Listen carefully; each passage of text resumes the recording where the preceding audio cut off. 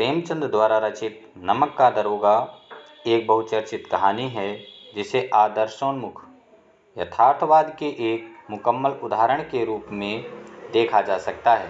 यह धन के ऊपर धर्म के जीत की कहानी है। यह मानव मूल्यों में आस्था जगाने वाली आशावादी कहानी है।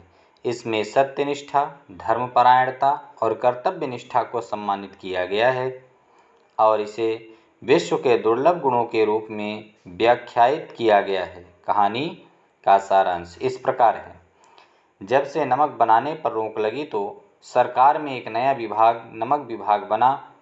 इसके दरोगा पद को अत्यधिक महत्वपूर्ण माना जाने लगा। यहाँ तक कि बड़े बड़े वकील भी इस पद के लिए लालायित रहते थे। मुंशी बंशीधर भी रोजगार ढूंढने के लिए निकले। उनके पिता ने उन्हें हिदायत दी थी कि नौकरी ऐसी ढूंढना जिसमें ऊपरी आय खूब हो, क्योंकि मासिक आय तो पूर्णमासी का चांद है जो घटते घटते लुप्त हो जाती है, परंतु ऊपर की आमदनी बहता हुआ स्रोत है जिससे सदा प्यास बुझती है। इस उपदेश को पाकर मुंशी बंशीधर नौकरी ढूंढने निकले। सौभाग्य से उन्हें नमक विभाग के दरोगा होने का सुअवसर मिला। यह बात सुनते ही उनके स्वजनों के हृदय में खुशी और पड़ोसियों के हृदय में सूल उठने लगे। जाड़े की एक रात थी। मुंशी बंशीधर को अभी यह यमुना नदी के पुल पर आए 6 महीने से अधिक नहीं हुए थे। उन्होंने जल्दी ही अपनी कार्यकुशलता और उत्तम आचार से अफसरों का मन मोह लिया था। दरोगा जी की नींद अचानक पुल पर से गाड़ियों की आवाज़ को सुनकर खुली। वे हड़बड़ाकर उठ बैठे। बाहर आकर देखा कि गाड़ियों की एक लंबी कतार पुल के पार जा रही है। दरोगा ने डांट कर पूछा, किसकी गाड़ियां हैं? थोड़ी देर सन्नाटा छाया रहा। फिर पता चला कि पंडित आलोपी दीन की, जो दातागंज के निवासी हैं। मुंशी जी यह नाम सुनकर चौंक पड़े, क्योंकि पंडित आलोपी दीन उस इलाके के सबसे प्रतिष्ठित व्यापारी थे। उनका अंग्रेज़ों के साथ भी अच्छा उठना बैठना था। उन्होंने पता लगाया कि उन गाड़ियों में नमक ले जाया जा रहा है।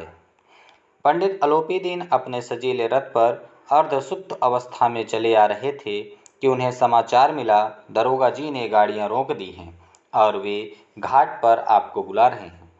पंडित आलोपी दीन को लक्ष्मी की शक्ति पर पूरा भरोसा था। वे मानते थे कि न्याय और नीति तो लक्ष्मी के खिलौने हैं। अतः निश्चिंत होकर दरोगा के पास पहुँचे और बोले, हम ब्राह्मणों पर तो आपकी कृपा दृष्टि रहनी चाहिए।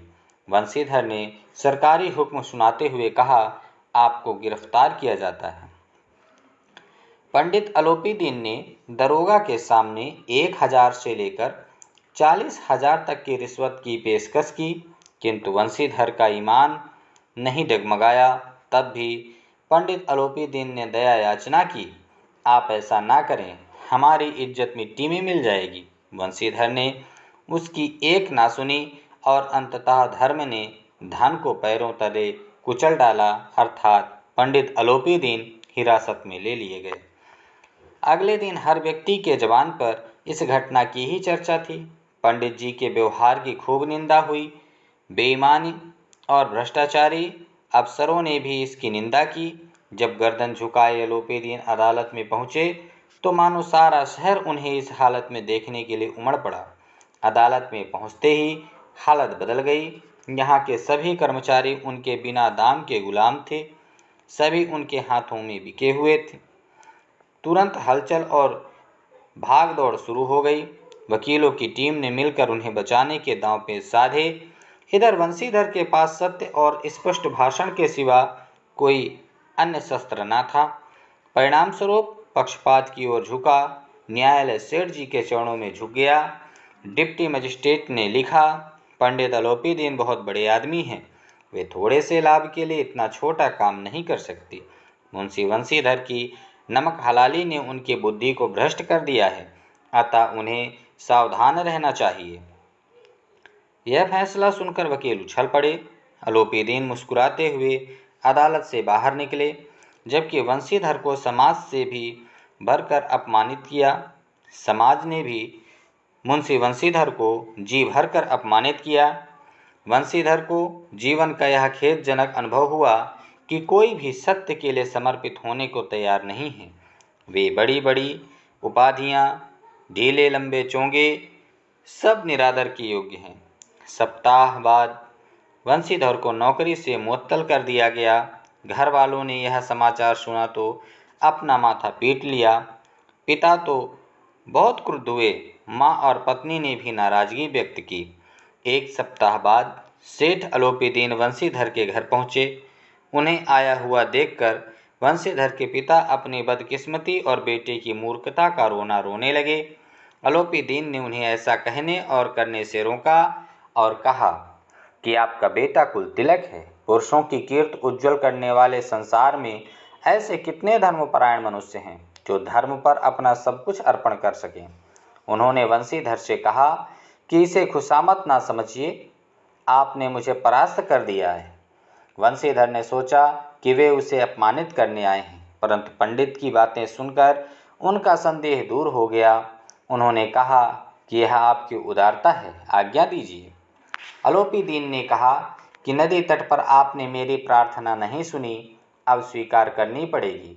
उसने एक स्टाम्प पत्र निकाला और पद स्वीकार करने के लिए प्रार्थना की। वंशीधर ने पढ़ा, पंडित जी ने अपनी सारी जायदाद का स्थायी मैनेजर, 6,000 वार्षिक वेतन के अलावा रोजाना खर्च, सवारी, बंगले आदि के साथ नियत किया था। वंशीधर ने कांपते स्वर में कहा कि मैं इस उच्च पद के योग्य नहीं हूँ। ऐसे महान कार्य के लिए बड़े अनुभवी मनुष्य की आवश्यकता है। अलोपीदीन ने वंशीधर को कलम देते हुए कहा कि मुझे अनुभव, विद्वता, मर्मज्ञता, कार्यकुशलता की चाह नहीं।